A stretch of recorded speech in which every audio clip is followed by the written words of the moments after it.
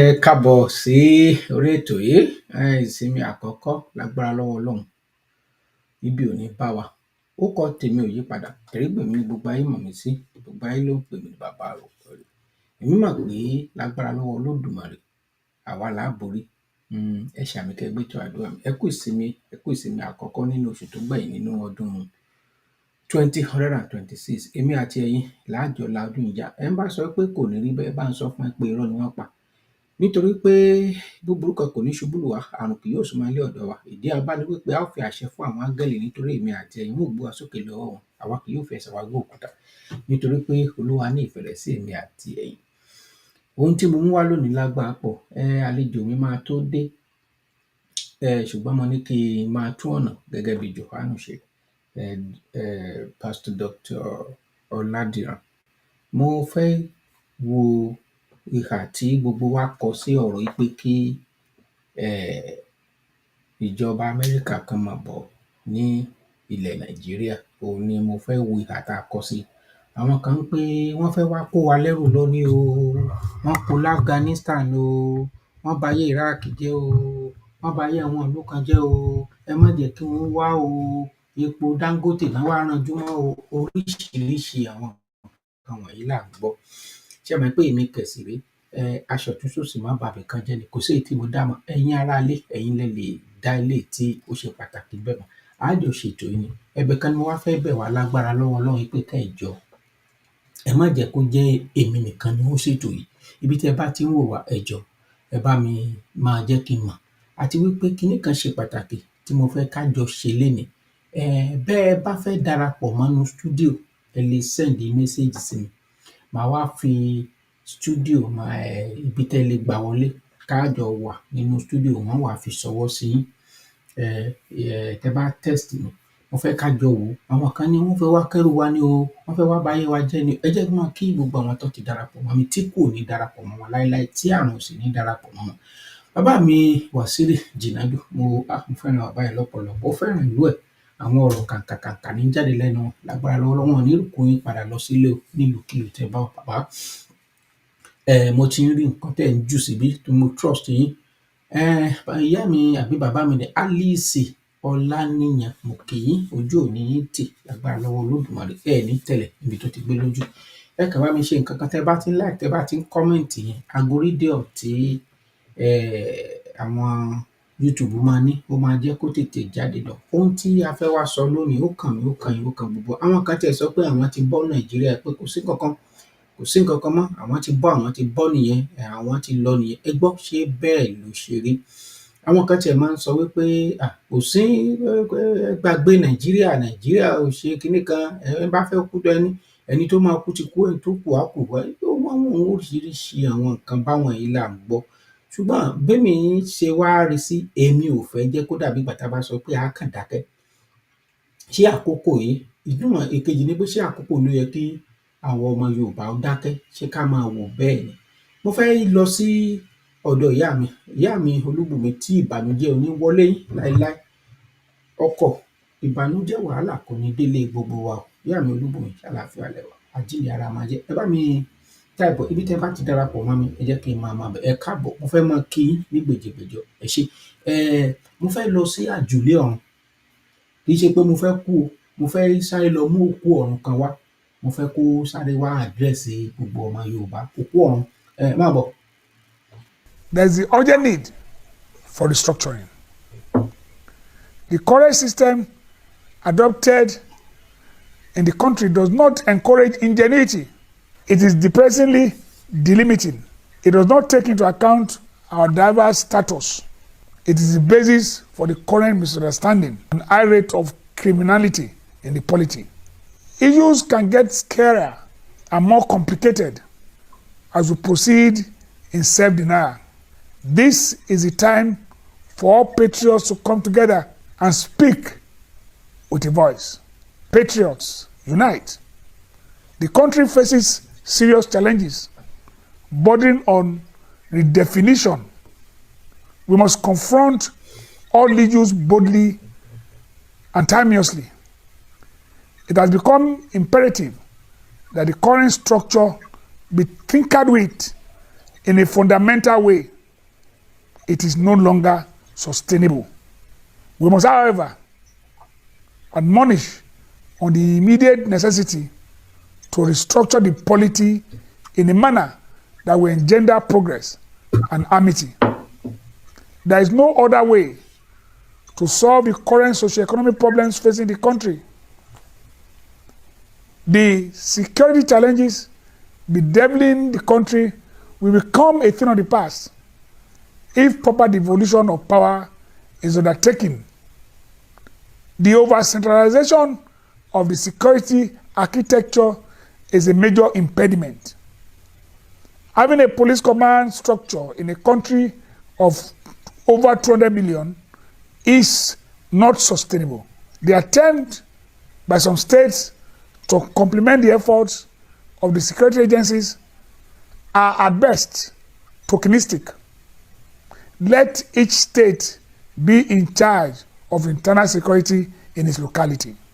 As a corollary to this submission, each region must be encouraged to take charge of the resources in its area. A system which permits others to take over the mineral resources in a place without any recourse to local authorities encourages dispossession and promotes misery and want. Development of any given space must be about the people. We must restructure the country to reflect our diversity. We must pursue policies which support rebirth.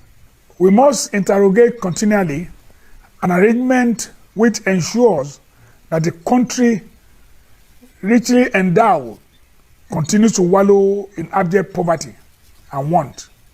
We must make the country work for posterity. It is time to renegotiate, restructure, and invent Nigeria for the good of all.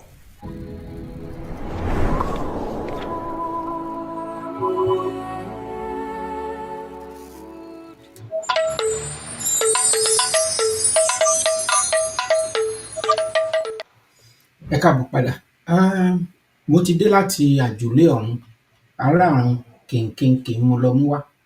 Báwo lẹ ṣe rí ìrísí bàbá mi Wàsíù Jìnàdù ọ̀rọ̀ tí olóògbé Akérédolú gómìnà ìlú tèmi tẹ́lẹ̀ rí tó sọ? Gómìnà yìí kan náà nígbà tó ń sọ ńgbà náà lọ́hùn, òun náà nìkan la rí bá ṣèpàdé, àwa Yorùbá Struggle Nation nígbà yẹn, àwọn nìkan la rí bá ṣe ìpàdé. Àwọn kan ní ọ̀rọ̀ Yorùbá Nation pé ṣé ó dẹ̀ ti kú nìyẹn? Èmi ò mọrú, nígbà tí Ọlọ́run sì jẹ́ káwa wọ̀nyí máa mí, kẹ́yìn náà wà láàyè kẹ́ ẹ máa mí. Bàbá Awólọ́wọ̀ ó sọ̀rọ̀ kan, ó ní Nigeria is kind of geographical impression. Bàbá kan ń bẹ tí wọ́n pa nígbà ayé Ọbásanjọ́ tó jẹ́ Attorney General odidi ìlú. Ọbásanjọ́ ṣe wá níkà tó pọ̀, ṣùgbọ́n ó sì ń bẹ láyé, ó ń bẹ láàyè báyìí, kọ́lọ́run foríjì í. Ìkà tí Ọbásanjọ́ ṣe wá tí mò ń sọ ni wípé ìgbà tí wọ́n pa bàbá yìí, Bọ́lá Ìgè, ó yà mí lẹ́nu, Attorney General, òun ló sì jẹ́ kí n máa rò wípé bàbá yìí náà ó ti wà lórí ọ̀rọ̀ Yorùbá Nation. So kì í ṣe pé ó jẹ́ nǹkan òní, kì í ṣe pé ó jẹ́ nǹkan àná. Ǹjẹ́ ọ̀rọ̀ Yorùbá Nation wá lè parẹ́? Kò possible, kò lè ṣeé ṣe, kò sí kó má wáyé. Ṣùgbọ́n ohun tó wá jù ńbẹ̀ ni wípé àwa Yorùbá ń gbógun tira wa.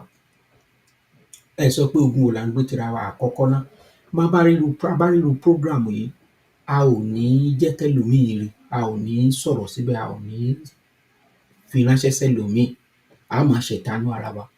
Ó bẹ̀rẹ̀ níbi pé kí irú nǹkan tí tá à ń ṣe, bóyá kẹ́nìkan máa wò wípé ipò lòún lé àbí nǹkan kan bẹ́yẹn.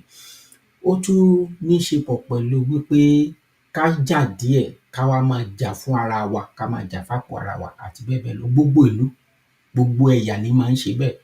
Ṣùgbọ́n ǹjẹ́ ó yẹ kí ipò tá a wà lọ́wọ́lọ́wọ́ tá a mọ̀ wípé àwọn adarandaran wọ́n wà lọ́rùn wa lọ́wọ́lọ́wọ́ tí mò ń bá yín sọ̀rọ̀ yìí, Àwa tá a bá gbà pẹ̀lú Akérédolú pẹ̀lú nǹkan tó sọ, ó ti dòkú ọ̀run báyìí, ó ti lọ sinmi.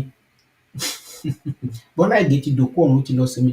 N tó sì jẹ́ kí n máa sọ̀rọ̀ Ọbásanjọ́ lórí ọ̀rọ̀ yẹn ni wípé ṣé ẹ rí ṣàríà, ọ̀rọ̀ ṣàríà, tẹ́ bá wo constitution Nàìjíríà 1999 constitution yìí, ẹ rí wípé bó ṣe tò ó bani nínú jẹ́ lọ́pọ̀lọpọ̀. Kó jẹ́ wípé wọ́n á mention Muslim, wọ́n á mention ṣàríà, wọ́n á mention nǹkan kan ńbẹ̀. Báwo lọbásanjọ́ ṣe lè jẹ́ Krìstẹ́nì nítorí third time ó dẹ̀ gbàyè, ó jẹ́ kéléyìí kó ṣẹlẹ̀ nínú constitution yẹn. Ẹ rí i pé ó bani nínú jẹ́ lọ́pọ̀lọpọ̀. Now, Guinea Bissau òun ni àwọn ìjọba ológun ti gbà yẹn. Benin Republic wọ́n ti restore padà o, wọn ò restore padà o. Coup ṣẹlẹ̀ ńbẹ̀ ní ọjọ́ ìsinmi yìí ní wákàtí díẹ̀ sẹ́yìn. Bóyá wọ́n ti wá restore peace torí news yẹn ò tíì balance. Ṣùgbọ́n tẹ́ bá béèrè lọ́wọ́ ọ̀pọ̀ ènìyàn, ọ̀pọ̀lọpọ̀ ènìyàn, àwọn ọ̀dọ́, àwọn Gen Z, tí coup yẹn ò bá lọ bó ṣe yẹ kó lọ, á bí wọn nínú lọ́pọ̀lọpọ̀. Ìdí ni wípé àwọn adarí, àwọn rulers, kí n má pè wọ́n ní leaders, àwọn rulers orílẹ̀-èdè West Africa, ká wà ńbẹ̀ bíi Paul Biya, ká wà ńbẹ̀ bíi ẹni tó ń bẹ ní Guinea Bissau, ká wà ńbẹ̀ bíi Benin Republic, ká má fẹ́ kúò ńbẹ̀ yìí, òhun ni problem wa. Kí bàbá rẹ ó jẹ, kó o dẹ̀ tún wà ńbẹ̀ títí láéláé, kó o má fẹ́ fipò lẹ̀. Ihun tí àwọn èèyàn tó ń bí wọn nínú nìyẹn. Ó bani nínú jẹ́ lọ́pọ̀lọpọ̀. So irú àwọn nǹkan báwọ̀nyí ni inú àwọn èèyàn ò dùn sí. Kò wu àwọn, kò wá ká, kò sẹ́ni tó fẹ́ kólógun, torí téèyàn bá rólógun tó wò wọ́n síra, ẹ́ rí i pé ìkan jù kan lọ. Kò sẹ́ni tó fẹ́ kólógun ó darí ìlú. Ṣùgbọ́n pẹ̀lú nǹkan tó wà ńlẹ̀, Benin Republic, bínú yín bá ń dùn, ẹ má tíì jẹ́ kínú yín ó dùn ní àdùnjù. Ẹ gbọ́ nǹkan tí bàbá mi Wàsíù Jìnàdù sọ.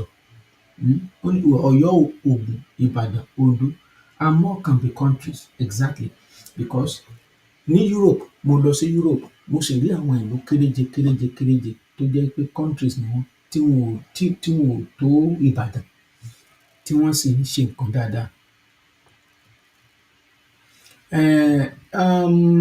Bàbá, bóyá ó wáyé, coup yẹn ṣẹlẹ̀, ṣùgbọ́n ó dàbí ẹni wípé ọ̀rọ̀ tó wà ní coup ní Benin Republic lọ́wọ́lọ́wọ́, ó jọ bí ẹni wípé wọn ò wà successful. Nǹkan tí mo sì gbọ́ nìyẹn. Bóyá wọ́n ti wá, ṣẹ mọ̀, àwọn alájẹbánu nínú àwọn military náà. So kò dẹ̀ ń ṣègbà àkọ́kọ́ nìyẹn, kì í ṣègbà àkọ́kọ́ tí wọ́n máa attempt ẹ̀ nìyẹn. Mo dúpẹ́ lọ́wọ́ Ọlọ́run fún nǹkan kan tó ṣẹlẹ̀ ní ọ̀sẹ̀ tí a lò yìí, tá a lò tán lánàá, àti ọ̀sẹ̀ tó lọ. Ká dúpẹ́ lọ́wọ́ Ọlọ́run wípé wọ́n dá Músá padà, gẹ́gẹ́ bí wọ́n yọ Matawalle. Ṣé ẹ mọ̀ pé ní ọ̀sẹ̀ tí ó kọjá mo sọ̀rọ̀ Matawalle, mo analyse ẹ̀ pé teacher ni, kò ní experience kankan. A dẹ̀ rí wípé ó sabotage ìbò tán fi sí. Mi ò mọ nǹkan tó fà á tí ẹ̀gbọ́n mi tó máa ṣe fáwọn Fúlàní, kò yé mi. Kò yẹ kí Fúlàní kankan wà ní ibi security yẹn rárá at all. À ń gbọ́ nísìnyí, Màlàmí ti wá parọ́ pé òun ò connect pẹ̀lú, ó lọ deny ẹ̀ láìpẹ́ yìí. Ṣùgbọ́n ìjọba Amẹ́ríkà ó ti fi àwọn orúkọ léde. Kí ni mò ń ṣe lọ́wọ́ ni wípé àwọn ìbéèrè tẹ́ bá ní ẹ máa kọ sílẹ̀. Kí ni program tá a wá ṣe lónìí ni wípé Trump is on our neck.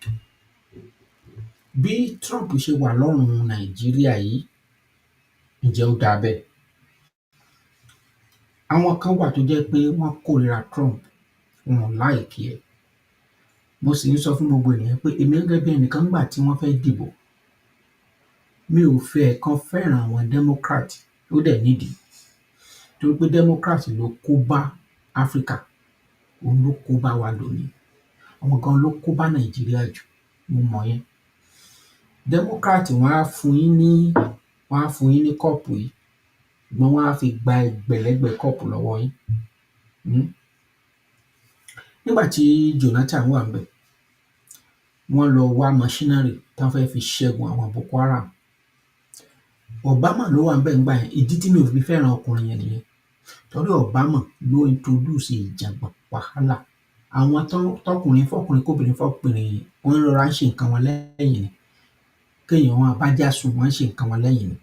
Wọ́n ń ṣe lábẹ́lẹ̀. Òun ló gbé sí gbangba. Báwa èèyàn rò wípé kíní, ó dé ìlú bàbá ẹ̀, kò sí nǹkan kan t'Obama ṣe f'Áfríkà, nǹkan ẹyọ kan báyìí mi ò rí tọ́ka sí. Nígbà tí Trump wá, ó designate Nigeria as a country of particular concern. Nígbà tí Biden débẹ̀, tí Democrat débẹ̀, wọ́n yọ Nàìjíríà kúrò ńbẹ̀. Wọ́n padà sí orí pílánì Obama. Obama ló pẹ̀lú ẹni tó jẹ́ kí Jonathan kó kúrò níbi tó wà yẹn. Boko Haram bá ti do ìgbàgbé nílẹ̀ Nàìjíríà torí wọ́n ti gba machinery already. A rí fídíò àbá rí. Kí ni mo wá fẹ́ fàyọ ni wípé wọ́n gbé Buhari wá. Buhari wá sí Amẹ́ríkà. Trump dẹ̀ béèrè lọ́wọ́ ẹ̀ lójú ẹ̀ báyìí pé kí ló dé tẹ̀ ń pa àwọn èèyàn báyìí. Ó dẹ̀ warn ẹ̀, ṣe báyìí, má ṣe báyìí, báyìí ni. Trump ló jẹ́ kán ra Super Tucano. Super Tucano yẹn wà ńbẹ̀, wọn ò lò ó fún àwọn bandit wọn di bá a ṣe ń sọ yìí. Kí ni mo wá fẹ́ fàyọ? Ìgbà tí Trump padà wá, ó wá wà lọ́rùn wa báyìí. Ó sọ pé láyé ẹ ò lè máa pa Kristẹni sẹ́. Kì í ṣe pé torí pé èmi ti jẹ́ pastor àbí mo ti jẹ́ Kristẹni. Ṣé lóòótọ́ bàbá mi Wàsíù Jìnàdù, ṣé wọ́n ń pààyàn? Ìbáà ṣe Kristẹni, ìbáà ṣe oníṣẹ̀ṣe, ìbáà jẹ́ ẹni tí ò Kristẹni, ìbáà jẹ́ pagan, ṣé wọ́n ń pààyàn ní Nàìjíríà? Ṣé wọ́n ń jíyàn gbé ní Nàìjíríà? Yes or no? Kí ni ìtumọ̀ genocide? What is the meaning of genocide? Now, màá lọ sórí Google Gemini. What is the definition of genocide? The definition of genocide. Màá wá share pẹ̀lú wa. Mo fẹ́ jẹ́ kí á wo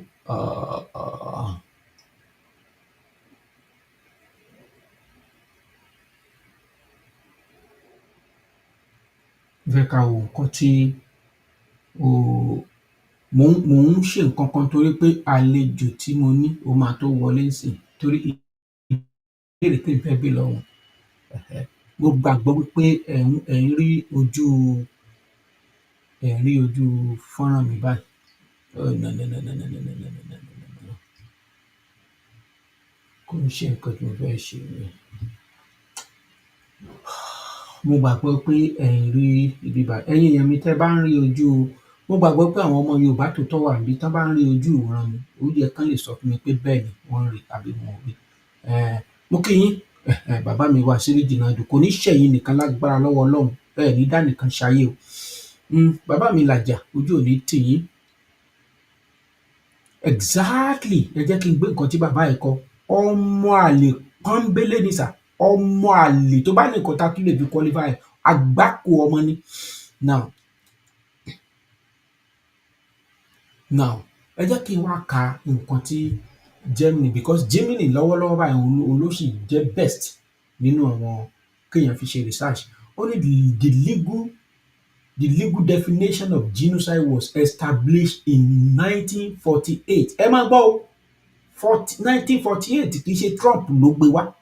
So nígbà táwọn kan kangi mórí Trump ó lè ní kíní kan, ìdí tó fi ń bínú Trump ni wípé Trump ò fẹ́ kó o ṣe illegal something. Trump kì í ṣe politician, businessman ni ó máa sọ wá nǹkan tí ò bá dẹ̀ ní ṣe kò ní sọ. Ihun tí mo respect ẹ̀ fún nìyẹn. Tó bá ti ní báyìí lòun á ṣe, kò sí àṣe ṣáá ni. Now, according to the article 2 of this convention, genocide involves specific acts committed with the intent to destroy. Intent to destroy. Ṣé wọ́n destroy ní Nàìjíríà? tí wọ́n bá destroy báwo la ṣe ní IDP camp káàkiri? Kí ló fà á àwọn tán lé àwọn èèyàn kúrò yẹn, kí ló fà á tí àwọn tán lé wọn kúrò tán lọ ń gbé ńbẹ̀? Another thing, in all act is part, a national, ethical, racial or religious group. That is it. It widely considered the grave crime under the international law distinguished from other crimes like war crime or mass murder by specific intent behind the violence. You see, the two essential elements for an act of the classified as genocide, it must meet two critical criteria, a mental element and physical element. This is it. Òun leléyìí. Ẹ bá mi screenshot ẹ̀, kẹ́ bá mi send ẹ̀ sí Gúnmi, kẹ́ bá mi send ẹ̀ sí àwọn Méjì Àlà. Ẹ bá mi send ẹ̀ sí. Ó ṣe jẹ́ ọ̀dọ̀ àwọn Fúlàní náà ti ń pariwo pé kò sí genocide. Ṣé ẹ rí Daniel Bwala? Ṣé Benue Borno náà sọ pé ó ti wá? Mi ò gbàgbọ́ nínú orúkọ ẹ̀ yẹn. Ó kàn fi Daniel sí orúkọ ẹ̀ ni. Èṣù ni. Harassment. Ṣé wọ́n harass? Force. Ṣé wọ́n force àwọn èèyàn kúrò ńlẹ̀ wọn? Genocide nìyẹn o. Physical violence, harassment, physical violence crime, harassment violence crime, force violence crime, crimes, murder, classification. Nǹkan tó clarify àwọn ohun tá à ń pè ní genocide nìyẹn. Number 1 and 2 ẹ̀ ni pé the mental element, intent. This is the most difficult element to provide court. It requires evidence of a specific intent and all that. Now, targeting the group, the 15 must be targeted because of their membership in real of the procedure group, not randomly or for political reason alone. Ó ṣẹlẹ̀ àbí ò ṣẹlẹ̀? Ẹ̀yin tí à ń crucify Trump ni mò ń béèrè lọ́wọ́ ẹ o.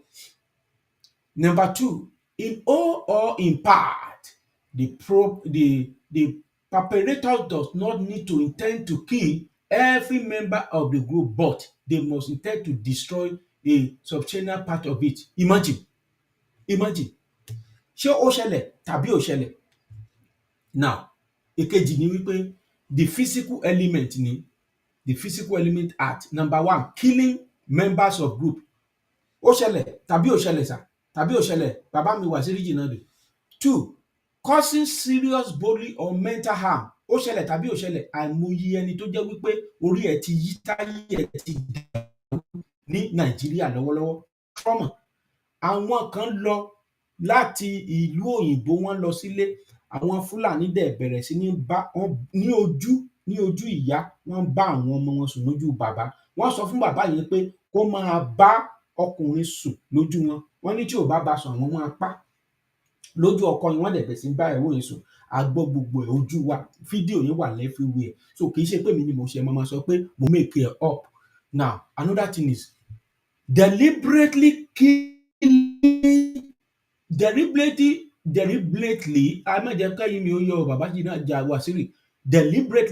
inflicting condition of life calculated to bring out the group physical destruction in all or part, e.g.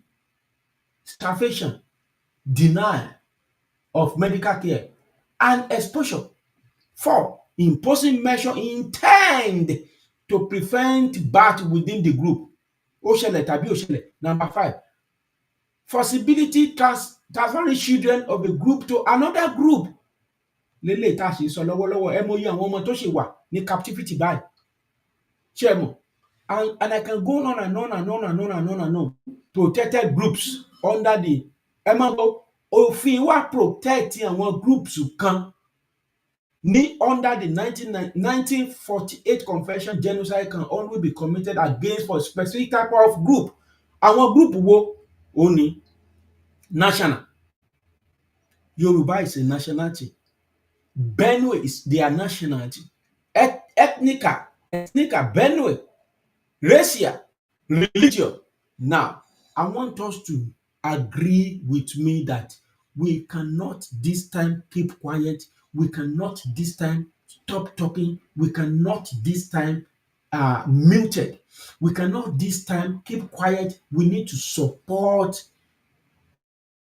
Bola Ahmed Tinubu. If we don't support Bola Ahmed Tinubu now, Fulani is coming. And if Fulani comes back, we are in big trouble. We are in big mess. I am not a fan or higher condition of Bola Ahmed Tinubu, but it's my egbon, and I must tell him the truth. No matter what, I must tell him the truth. He took a very powerful step wey he comot Matawale.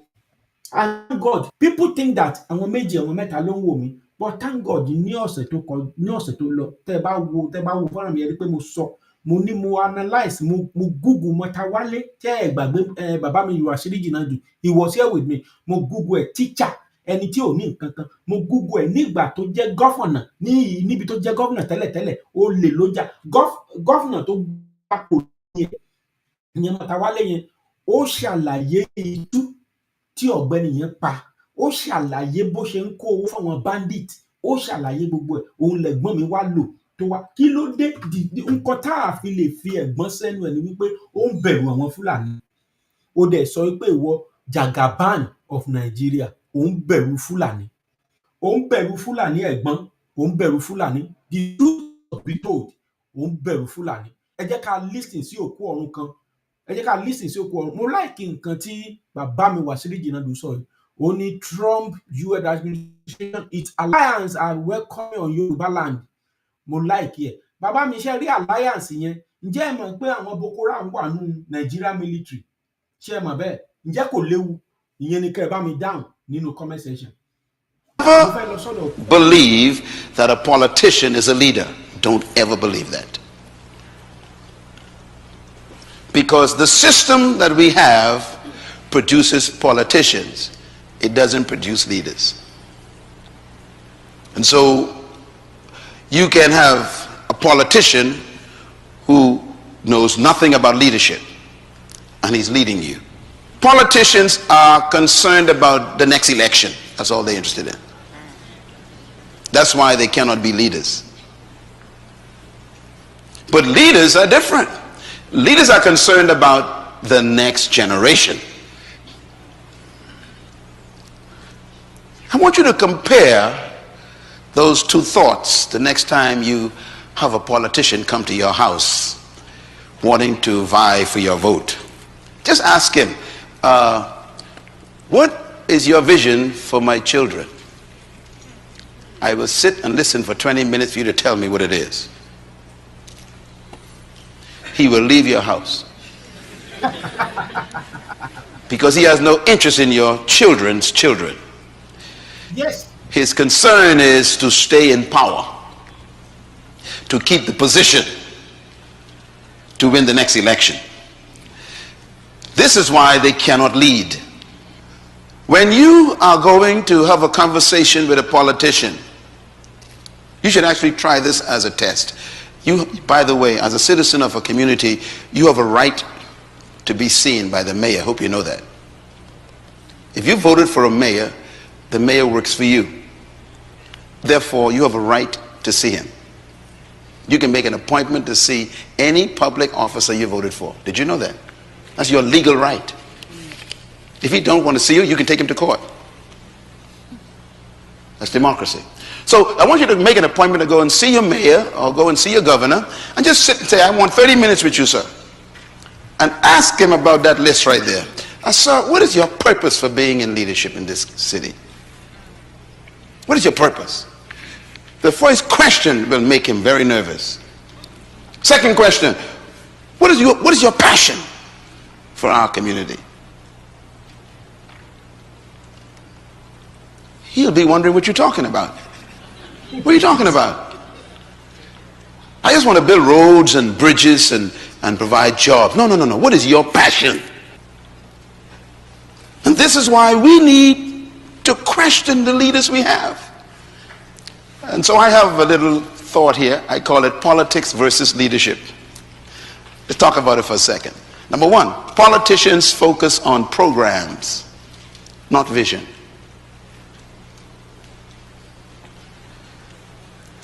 Number two, politicians' priority is securing the next election, not securing the next generation. Their focus is different. Number three, politicians are preoccupied with promises, not purpose. What we need is statesmen, stateswomen. We don't need more politicians. A statesman is an interesting human. And that is why I'm always with Trump. He's not a politician. He's a businessman. Ẹ bá wo owó tí Trump ti kó wá sí Amẹ́ríkà ìwà báyìí. Àwọn nǹkan játijàti rédèrèdè tó ń ṣe ní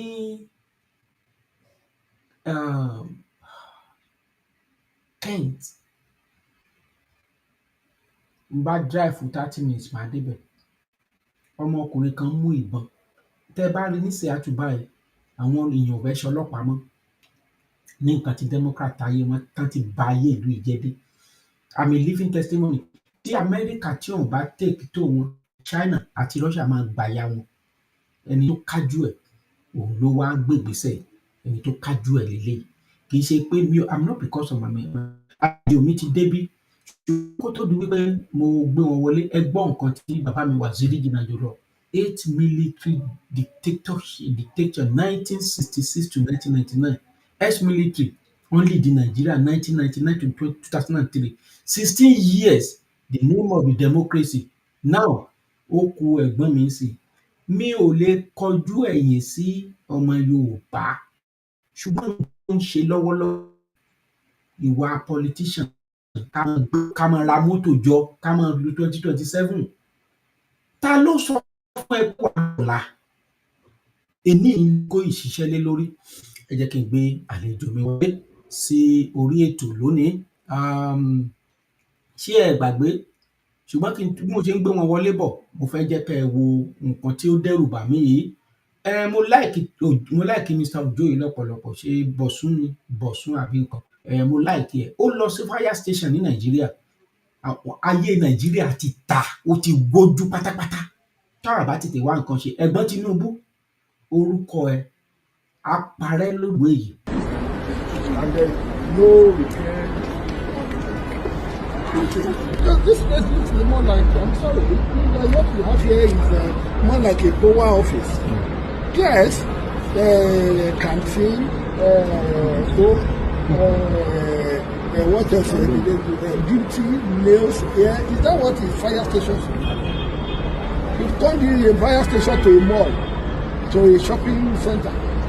And this is one of the most important fire stations we have in Abuja, because this is Wuse. Wuse is at the center of activities, commercial activities. And if Wuse is like this in Federal Capital Territory, then what are you? Then what are Wuse in other places? That's why I didn't tell you guys I was coming. I didn't tell anybody. I didn't tell your city because I wanted to see it myself.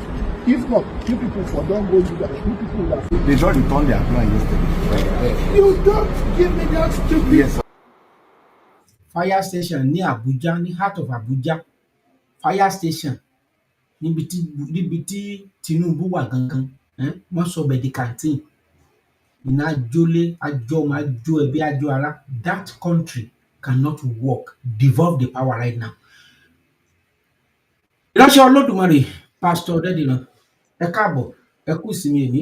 Mo mọ̀ wípé ẹ ṣe kú òun chọ́ọ̀chì ni. Wọ́n á rò pé mo ṣe sọ fún yín ní àná wípé ẹ wo nǹkan tó ń jà rìnrìn yín lẹ̀ yìí, kí ṣé ẹ lè wá lónìí kéjì ẹ wá, torí mo máa ń láìkí ọgbọ́n yín lọ́pọ̀lọpọ̀ gẹ́gẹ́ bí ọmọ Yorùbá àtàtà. Oyin dẹ̀ ti rí ẹ kéré nínú ayé. Bàbá ẹ kí àwọn aráalé. Ẹ ṣeun bàbá àròpọ̀, mo kí yín, ẹ̀yin pàápàá ẹ kú iṣẹ́ Olúwa, ẹ kú ìfẹ́ ọmọ ilẹ̀ Yorùbá. Ó ti tó bí ọdún bíi 5, 6 bí jù bẹ́ẹ̀ lọ tá a ti wà lẹ́nu ọ̀rọ̀ àwọn èèyàn wa yìí. So mo kí gbogbo èèyàn ọmọ Yorùbá, ẹ kú àforítì, ẹ kú àfaradà.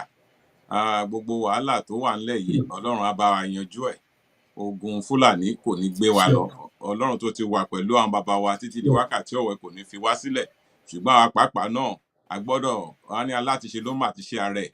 A gbọ́dọ̀ mọ àtiṣe ara wa lóòtítọ́ àti lódodo káyé tanra wa jẹ. Lẹ́ẹ̀kan sí i, mo kí yín o, ẹ kú ilé o, bàbá àròpọ̀, mo kí yín ẹ kú iṣẹ́ o. God bless you, sir. Ẹ ṣeun sir. Ẹ ṣeun. Bàbá, báwo ni ilé ìjọsìn lónìí? Èní ni Sunday àkọ́kọ́, ẹ kú àdúrà, ẹ agbára ṣeun lọ́wọ́ Ọlọ́run, ojú ò ní tì yín o, àmì ojú kò jésù. tì lálẹ́. Bàbá, ìbéèrè kan ló ń jà ràìnràìn, òun náà la sì mú wá. Kì í ṣàwa ni ó béèrè ìbéèrè yẹn o, àwọn èèyàn ló béèrè ìbéèrè yẹn. Mo sì wá wò wípé ta ló lè kájú nínú àwọn ọmọ Yorùbá lọ́wọ́lọ́wọ́ báyìí tí wọ́n ti gbé nílé, tán dẹ̀ ti gbé ní òkè òkun, tán dẹ̀ ti tún rí ìrírí ayé tí wọn ò dẹ̀ ní èmi wá sọ pé tí mo wá gbé yín wá lónìí bí mo ṣe ń sọ lánàá lọkàn mi wá lọ sọ́dọ̀ yín. Òun náà ló wà lójú fọ́nrán yìí. Fọ́nrán tí ẹ̀ ń wò wájú yín yìí, Trump on our neck, the real meaning behind this statement. Èèyàn kan ló sọ gbólóhùn yìí bàbá, ẹni tó sì sọ gbólóhùn yìí ẹ mọ̀ dáadáa. Odindi sínétọ̀ orílẹ̀-èdè Nàìjíríà, òun ló pariwo wípé Trump wà lọ́rùn wa o, ẹsẹ̀ ló dá lé wa lọ́rùn o, bá a bá sì múra ọrùn tí ń ro wá, ó ṣeé ṣe kọ́rùn wa ó ṣẹ́ o. Mo wá wò wípé kí ló lè fà á tí wọ́n ó máa sọ pé Trump wà ní ọrùn wọn? Ìròyìn tó ń jà rìn nílẹ̀ ni wípé bẹ́ẹ̀ bá ṣe báyìí láàrin ọjọ́ báyìí, ẹ máa rí pípọ́n ojú mi o. Bàbá, báwo lẹ ṣe rí ọ̀rọ̀ yìí sí? Ǹjẹ́ àṣejù ò sí lọ́wọ́ Trump báyìí? Bàbá àròpọ̀ ẹ ṣe, àwọn tán ní Trump wà lọ́rùn àwọn, ó yẹ kó fẹ́ gba sídìí wọn pàápàá kó tó dé ọrùn wọn ni. Torí pé gbogbo wa la mọ̀ pé bí nǹkan ṣe ń lọ lórílẹ̀-èdè yẹn kò dáa. Ẹ̀mí ọ̀pọ̀lọpọ̀ àwọn èèyàn tó fẹ́ fi ṣòfò òun ló ń ká wa lára. Ṣé rí President Donald Trump, Ọlọ́run mú wá sáyé ní àsìkò yìí fún ìgbàlà àwọn ọmọ Nàìjíríà pàápàá àwọn ọmọ Yorùbá ni. Torí pé ogun tó ti ń jà ràn-ìràn látijọ́ yìí, tó bá jẹ́ pé tó ti máa ń keep statistics, tó ti máa ń kọ nọ́mbà ni, millions èèyàn lẹ̀mí ogun Fúlàní ti bá lọ. Tó yẹ pé àwọn tá a pè níjọba gan, àwọn pàápàá rí jẹ nídìí màdàrú ni wọ́n, àwọn gan pàápàá ní jẹ nídìí ìbàjẹ́ yẹn. Owó tán bá fún wọn láti òkè òkun fún ààbò ìlú, àwọn náà ni wọ́n ń ra mọ́wọ́, náà ń ra mọ́ra.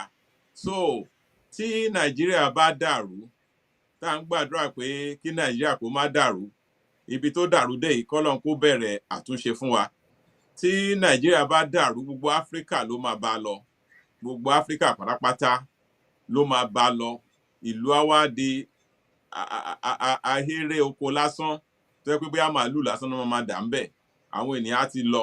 So nítorí náà nǹkan tó ń jà ńlẹ̀ yìí ni Trump rí tó fi dìde pé òun gbọ́dọ̀ dá sí ọ̀rọ̀ Nàìjíríà.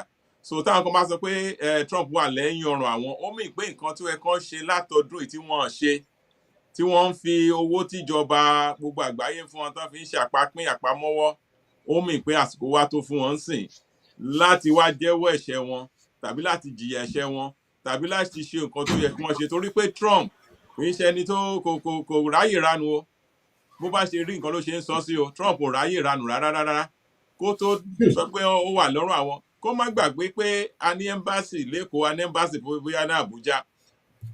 Gbogbo nǹkan tó ń lọ níbẹ̀ náà wọ́n fi ránṣẹ́ sí ìjọba wọn. Gẹ́gẹ́ bí mo ṣe sọ bàbá àròpọ̀, Ọlọ́run má jẹ́ kí Nàìjíríà kó dàrú. Tó wá di pé àwọn Fúlàní tó wà nú abúlé wa, tó wà lójú ọ̀nà wa, tí àwọn ń ṣe kidnapping, àwọn ń ṣe bandit, tó bá bẹ̀rẹ̀ sí yìnbọn láwọn ìlú láwánsìn, tó wá di pé àwọn ọmọ Nàìjíríà bá di refugee, Áfíríkà ò lè gbà wá sà, Áfíríkà ò lè gbà wá. Tó bá láwọn kan ń sá lọ sọ́nà north, àwọn lọ́nà Libya, ọ̀nà Egypt, wọ́n máa pa wọ́n dànù bẹ́ẹ̀ ni. Torí pé bí ìgbà tí àwọn gan bọ́ sọ́wọ́ ni. Táwa kan bá dà ń sá lọ sọ́nà Ghana, ọ̀nà West Africa, àwọn kan ń sá lọ sí Central àbí South Africa, wàhálà la bọ́ sí, a máa pàlú yẹn run ni. 250 million kọ́ńtì wo ló fẹ́ bọ́ wa, kọ́ńtì wo ló fẹ́ fi wá ṣe refugee. Ó di pàdé ẹ funfun wa kò mọ rẹ̀ lágbà. So inú mi dùn o nígbà tí mo gbọ́ tí Trump bá a dá sí nǹkan tó ń lọ, ọkàn mi balẹ̀, inú mi dùn pé ẹni tó lè ṣe é, ẹni tó lọ ń lè lò, ẹni tó lọ ń fi síbẹ̀ lákòókò yìí tó lè gbà wá, òun ni Donald J. Trump. Ẹ ṣé gan sà.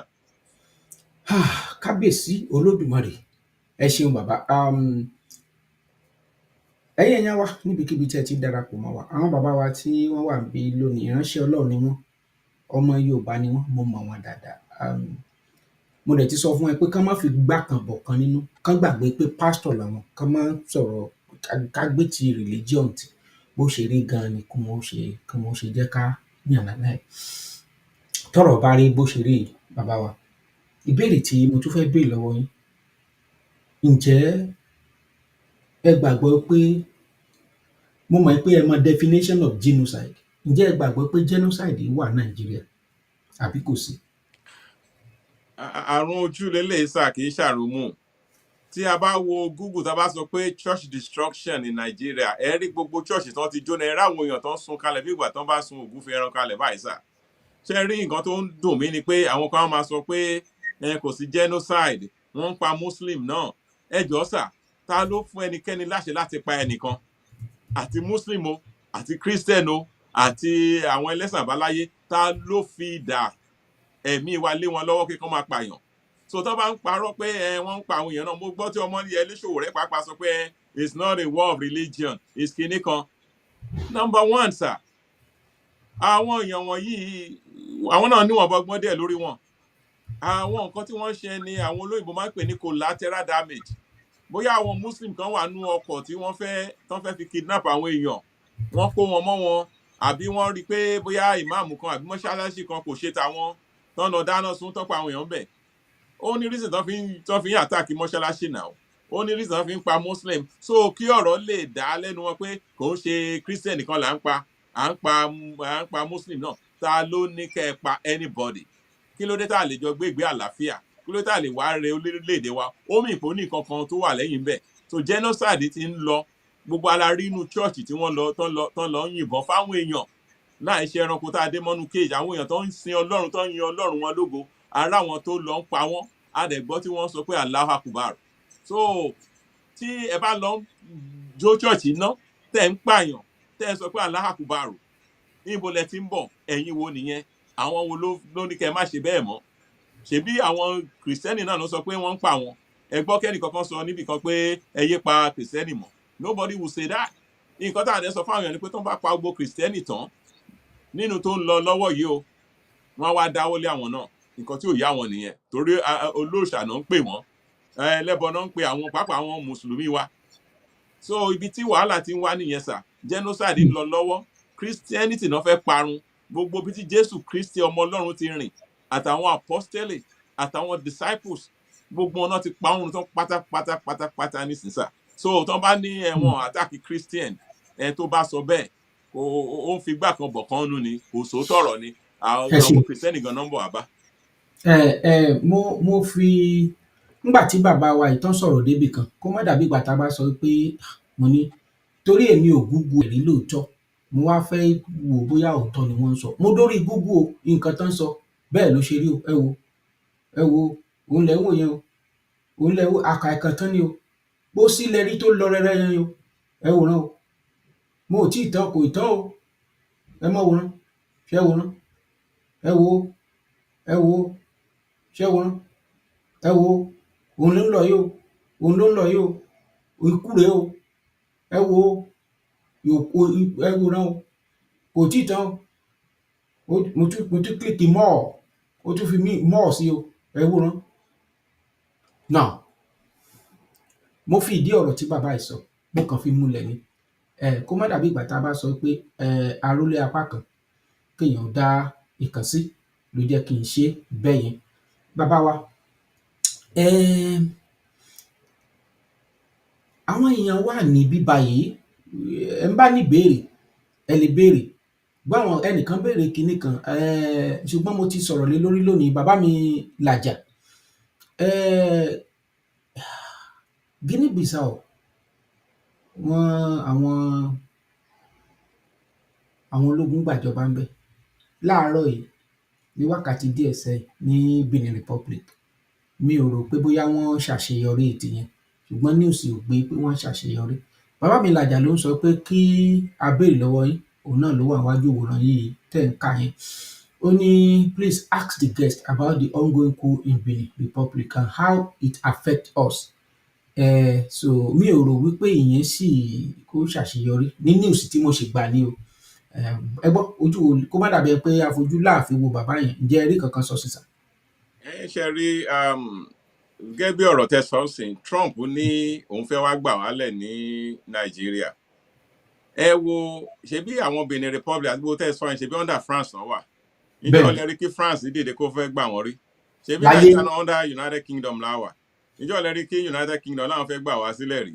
kò So ṣẹlẹ̀ rí ní gbogbo ìgbọ́rí. àwọn ìjọba amúnisìn tó ti wà ní gbogbo Áfíríkà pátápátá tó jẹ́ pé gbogbo nǹkan tá a ti gbọ́ ni pé irú Benin Republic yẹn pàápàá owó tí wọ́n gan tán bá kó sí France ibẹ̀ náà ti ń yá wọn lówó padà tó tún ń gbà ìlélẹ̀ lórí.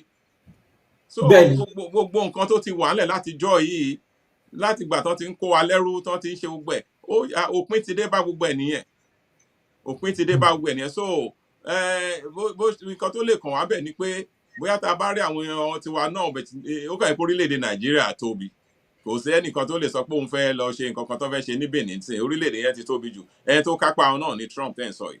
Tí Trump bá rán gbogbo àwọn ológun wọn sí ilẹ̀ Nàìjíríà ń sìn wọ́n mọ ibi tán lọ gbogbo ẹ̀ náà ti map gbogbo ní àwọn senator àwọn honorable gbogbo àwọn tó ń yọ ìlú lẹ́nu gbogbo àwọn tó ń ṣe terrorism gbogbo àwọn tó ń kówó owó ammunition owó weapon owó technology gbogbo wọn náà mọ ibi tán wà. Wọ́n máa rán àdó olóró wọ́n máa rán sí yàrá ẹlòmíì báyìí ibi tó rí kó sá lọ. So nǹkan ìlú tó ti bàjẹ́ ní gbogbo West Africa nílẹ̀ tọ́lọ́run dá tó fún ní wàrà tó yín nǹkan tó ti bàjẹ́ látijọ́ òun ló bẹ̀rẹ̀ sí dópin yìí sà gẹ́gẹ́ bí nǹkan tèmi rò mi mọ̀ bóyá mo dáhùn ìbéèrè yẹn dáadáa bóyá wọ́n ṣe fẹ́. ẹ ṣeun bàbá. Bàbá mi làjà mo gbàgbọ́ pé ẹ ti mú nǹkan tẹ́fẹ́ mú ẹ ta ló ní ìbéèrè ẹ jẹ́ ká fi ránṣẹ́ torí ìbéèrè mi kù méjì tí mo fẹ́ béèrè lọ́wọ́ yín. Bàbá ìbéèrè tí mò ń lọ ni wípé àwọn kan wọ́n bẹ̀rẹ̀ sí ń sọ ọ̀rọ̀ yìí díẹ̀ ó ń gbilẹ̀ díẹ̀díẹ̀ sí a rí wípé lórí rédíò lórí tẹlifíṣàn o lórí Arise o lórí channel o lórí AIT wọ́n bẹ̀rẹ̀ sí ní sọ lórí social media wọ́n ní kò síbi tí Amẹ́ríkà wọ̀ o wọ́n máa kó mìnira wọn ni o wọ́n fẹ́ kí wá kópo Nàìjíríà góòlù wa náà fẹ́ wá kó o ẹ gbà wá o ẹ gbà wá o wọ́n fẹ́ wá kógun jà wá ni o wọ́n bayé Iraki jẹ́ wọ́n bayé Iraki jẹ́ Iran wọ́n ti bayé ẹ̀ jẹ́ o ẹ jọ̀ọ́ ẹ̀yin gẹ́gẹ́ bí ọ̀jọ̀gbọ́n tẹ̀dẹ̀ kàwé tẹ̀dẹ̀ tún jẹ́ dókítà nínú ìmọ̀ ìjìnlẹ̀ ǹjẹ́ ọ̀rọ̀ yìí ó jọ gàtè kò jọ gàtè ǹjẹ́ ẹ̀rù ó máa bẹ̀yìn náà báyìí pé wọ́n fẹ́ wá kó wa ń góòlù àti epo tọ́lọ́run ṣẹ̀dá fún yín tó jẹ́ pé òun lè fẹ́ rọ sínú mọ́tò yín tẹ́ bá padà sí Nàìjíríà. ẹ bá rò pọ̀ àwọn láti 1960 tán ti fún alómìnira àwọn ló ń jí epo wa tán jí ohun àlùmọ́ọ́nì tán jí gbogbo àwọn wo ni kì í ṣe àwọn tá a yàn síbẹ̀ gẹ́gẹ́ bí olórí wa náà ni sà àwọn náà bà school jẹ́ iléèwé tó sí iléèwé kankan mọ́ primary school tèmi àtẹ̀yìn lọ sìn tí ò bá jẹ́ pé àwọn old student tó bá lọ bẹ̀ tán bá lọ tún ṣe ó ti collapse hospital ti collapse ọ̀nà ò ṣe é rìn mọ́ tẹ́ ẹ bá gbé òkú èèyàn wọ hospital ward ẹni tó bá kú l'Amẹ́ríkà tẹ́ ẹ bá gbé wọ ward pé hospital rèé o á jí dìde tọrọ bí ti fẹ́ worse ju morgue ibi tó ń kó òkú sí mọ́ṣúárì lọ. Ṣé àwọn kankan ló wà níjọba tí wọ́n ń kó tó bá jẹ́ pé a fẹ́ sòótọ́ ọ̀rọ̀ bàbá àròpọ̀ tó bá jẹ́ pé a lè rí bí tá a ti lè ka billions and billions and trillions of dollars tí gbogbo àwọn olórí Nàìjíríà ti jí kó tó dẹ̀ pé ọ̀pọ̀lọpọ̀ ẹ̀ ló jẹ́ àwàdànù torí wọ́n bá ti kú sí nígbà tí wọ́n kúkú sọ fẹ́nìkan pé àwọn ń jówó ọmọ wọn pàápàá lè má mọ̀ ibi tó àwọn ọ̀rẹ́ wọn lè má mọ̀ tó jẹ́ pé ibi tán kó pamọ́ sí ló wà. So tí wọ́n bá ní Trump ó ń bọ̀ wá kó gold wa ni ó ń bọ̀ wá kó epo wa ni epo tẹ́yìn gan ti ní látọdún ìkílẹ̀ fi ṣe àlàáfíà wo ló wà nílùú welfare wo ló wà ṣé wọ́n san salary ṣé wọ́n san pension ṣé ọmọ school lè lọ sí school ṣé ọ̀nà ṣe é rìn ṣé iná wà àṣenọ́tì electricity àṣetì wọ́n ná dáwó gbà kan bóyá 16 billion náà kó jẹ tán ọmọ ibi tó wà dọ́là no accountability no responsibility tí Amẹ́ríkà bá wá síbẹ̀ yẹn sìn wọ́n máa tún nǹkan ṣe ẹ jẹ́ kí n sòótọ́ fún yín àwọn òyìnbó kọ̀ọ̀rọ̀ àgbogbo àti òyìnbó British nǹkan tán ṣe ọ̀pọ̀lọpọ̀ ìlú sì ń dúró sìn tá à ń rí so àwa gangan ní bàṣẹ̀jẹ́ àwa gangan láàmú nǹkan tá à ń ṣe tí owó tí wọ́n ń jí ó dà pé Prime Minister London ló sọ bẹ́ẹ̀ ó ní owó tí àwọn politicians àtàwọn leaders wa ń jí ní Nàìjíríà láàrin ọdún kan ó ní tó bá jírò ẹ̀ ní United Kingdom ó ní United Kingdom láti parun kì í ṣe pọ́lọ́run ògùn kò fún wa lẹ́bùn sà epo wà gold wà ilẹ̀ wà àwa nìkan ní nàìjíríà sà ní rainforest wa àti west africa níbi tí àwọn kòkó obì kan fi gbogbo àlàyé ìgbà kan tá a bá múra sí a lè feed gbogbo ayé ìsà we can feed the whole world àwọn èèyàn wa náà ní jẹ́ pé jẹgúdú jẹra olè burúkú àwọn náà ba nǹkan jẹ́ níbi tó bàjẹ́ dé so tí trump bá wá ń sìn láti gbẹ̀mí là inú èmi dùn sí o apá àtẹsẹ̀ mo fi sí kán rán àwọn sójà wọn síbẹ̀ gbogbo onúgbó tó wà bàbá àròpọ̀ ẹ lè lọ sí village yín báyìí sá ẹ lè lọ village tẹ bá dé kó sẹ ẹ lè lọ village yín. ta ló bí mi sà. tẹ lè drive lóru mọ́ èmi ti drive láti èkó lọ sí iléṣà rí tá tún padà sékòó lálẹ́ ẹjọ́ kan ṣé mo lè ṣerú ẹ̀ mọ́ sí máa padà wálé. ẹ wá ní trump fẹ́ wá wọ́n ní tògìrì ò bá lanu aláǹgbá ò lè wọbẹ̀ ògiri yín ti lanu pé pé trump láláǹgbá tó wọbẹ̀ mo gbà láyè kó wọlé kó tún gbogbo ẹ̀ ṣe fún wa ni. tálàǹgbà trump bá fẹ́ wọlé ó máa bọ̀ kó wọlé kan kan wọlé pàápàá lẹ́yìn. kó kábíyèsí ẹ̀yin èèyàn wa níbikíbi tẹ́ ti darapọ̀ mọ́ wa àlejò mi lónìí ni pastor dr ọládìran ṣé mo gbà ọdẹdìran ọdẹdìran pẹ̀lú àwọn tó ń ṣèǹjì orúkọ wọn tí wọ́n á sọ pé ògúndìran tá a sọ pé jésù dìran àwọn èèyàn ò mọ ìtumọ̀ nǹkan tí orúkọ jẹ́ wàá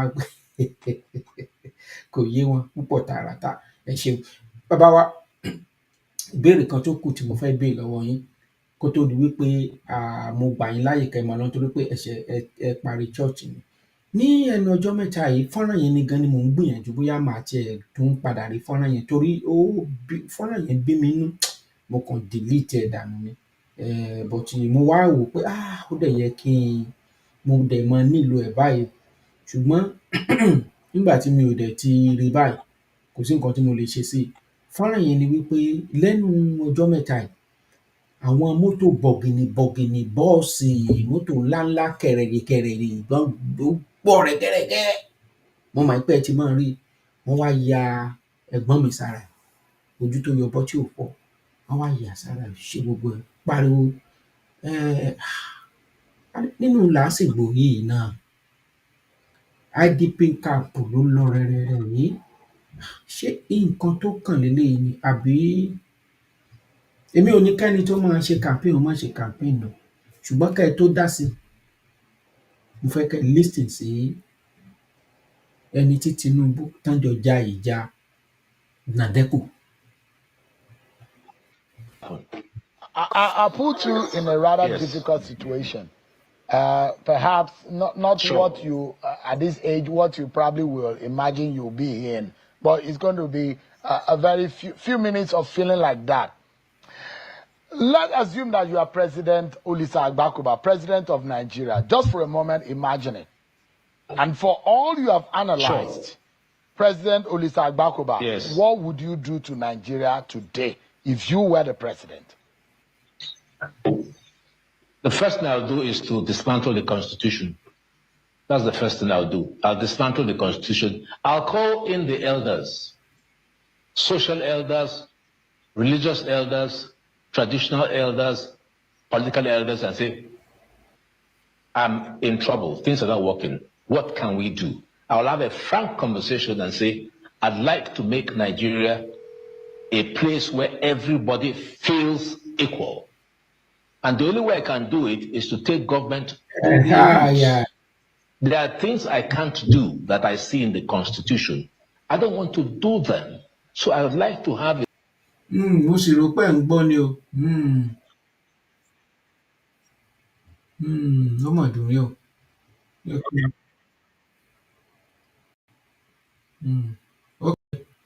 Nǹkan tí mo ti mọ nǹkan tí ò jẹ́ kẹ́ ẹ gbọ́ ẹ jẹ́ kí n ṣe báyìí torí mo fẹ́ jẹ́ kí èsì yín kó padà wá mo ti mọ tí ò jẹ́ kẹ́ ẹ gbọ́ ẹ jẹ́ kí n gbé yín sí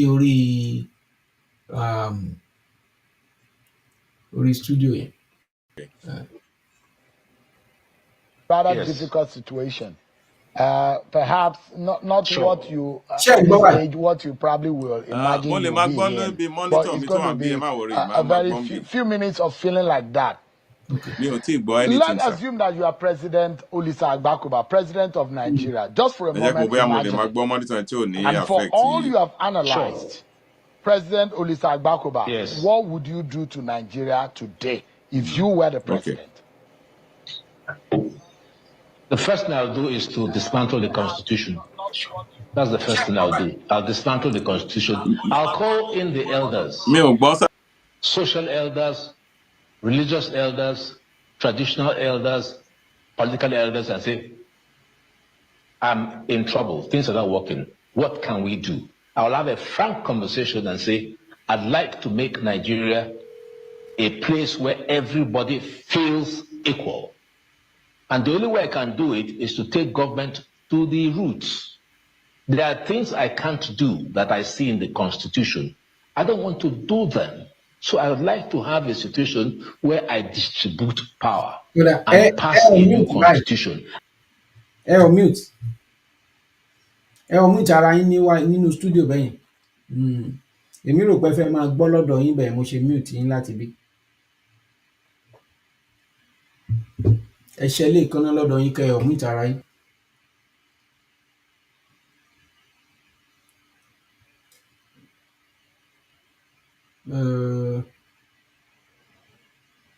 Ó yá mute bẹ́yìn.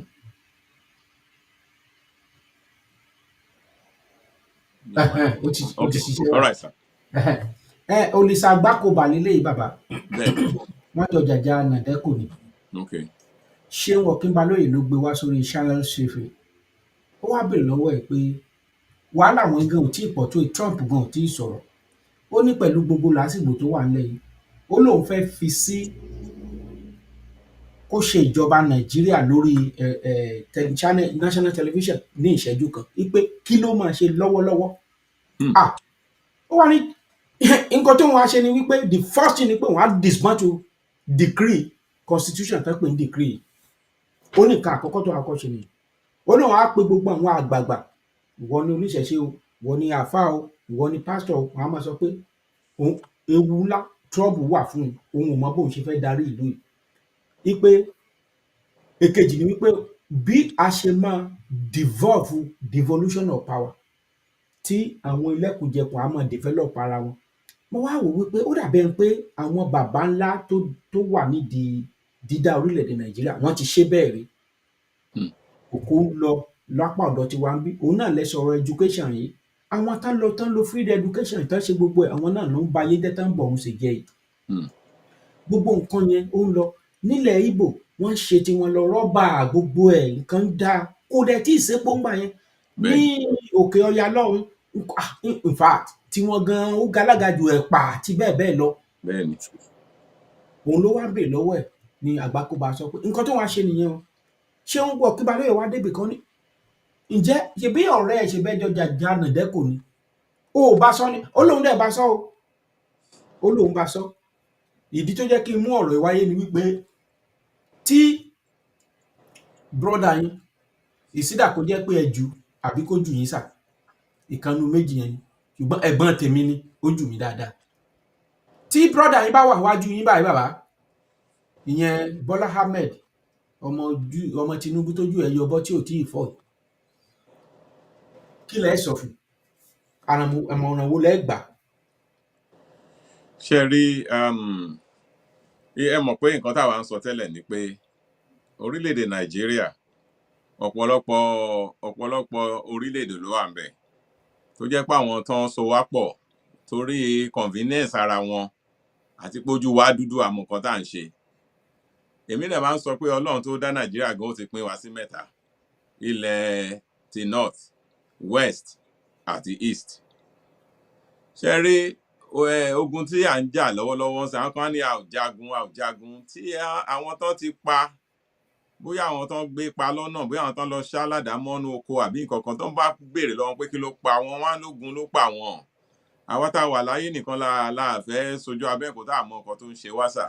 Ṣé rí number one ó yẹ ká pín orílẹ̀-èdè Nàìjíríà ó yẹ ká pín torí gbogbo tán sọ pé torí ẹ̀ bá pín tó bá sì jẹ́ one nation náà kò sí nǹkan tó tún stop àwọn àlmájìrí ẹ̀yin rán àwọn ọmọ tí yín ní school wọ́n jẹ́ doctor wọ́n jẹ́ gbogbo ẹ̀ kò sí nǹkan tó ní káwọn àlmájìrí lọ pé kò sí nǹkan kan tó mọ̀ gbé ju idà àti ìbọn lọ kán láti wá ṣínà bolẹ̀ fún wa náà wọ́n ti ń ṣe kínní láti 1800s kí ló fẹ́ stop wọn. I would say let's have 3 distinct nations one north kán máa ṣe ṣàrí àwọn gbogbo ẹ̀ tó bá wù wọ́n bẹ̀ káwa west ká máa develop àwọn east and south ká máa develop ara wa ṣe rí one Nigeria will never work. I'm sorry to say that it will never work because there are so many nations lumped together. Pé àṣà wa èdè wa ọ̀rọ̀ ẹnu wa kò tiẹ̀ ká ní pé ìgbà táwọn bàbá wa gan mọ̀ nǹkan tó ń ṣe ni kò yẹ kán dà wá pọ̀ rárá sà torí pé bẹ́ẹ̀ bá lẹ́ẹ̀ tẹ̀ ṣe regionalism náà kò sí nǹkan tó stop anybody and ìlú tí ò dẹ̀ sófin ṣe rí nísìnyí tí n bá kúrò ní Florida tí n bá wá sí Washington I believe you are in Washington State sir I have 10 days Yes. go and get an ID láti sọ pé okay mo ti kúrò ní Florida mo ti wá darapọ̀ mọ́ yín o tó bá ti kọjá bẹ́ẹ̀ tán bá rí Florida driver license mi ó lápẹ̀ kí n gba ticket ṣùgbọ́n àwọn tó kàn ń roam around káàkiri tí trailer ń kó wọn kiri gbogbo nǹkan tó yẹ ká organize ẹ̀ bẹ́ẹ̀ ṣe regionalism bẹ́ẹ̀ ṣe gbogbo ẹ̀ kò lè work sir kò lè work kì í ṣe pé àwọn òkè nígbà tẹ́yìn bá rán ọmọ tí yín ní school láti gbà tó wọn bá ti tó etí àwọn tó bá gbé pangolo lé ọmọ tí wọn lọ́wọ́ pé kán lọ máa tọrọ bárà lẹ́gbẹ̀ẹ́ títì wọn ò ní jẹ́ kó ọmọ yín sùn lọ́jọ́ ọ̀la náà tán lè gbà wípé ìbọn làwọn mọ̀ ń lò idà làwọn mọ̀ ń lò àwọn lè lọ gbalẹ̀ yín òkè ṣé wọ́n ti fẹ́ lé wa tán lórí ilẹ̀ wa ń sìn sà so èmi á sọ fún Tinubu pé break this country apart right now break it apart it's not working for anybody it's not working for us it's not working for them either ẹ fi wọ́n lẹ̀ nǹkan tẹ́ ẹ sọ lẹ́ẹ̀kan sà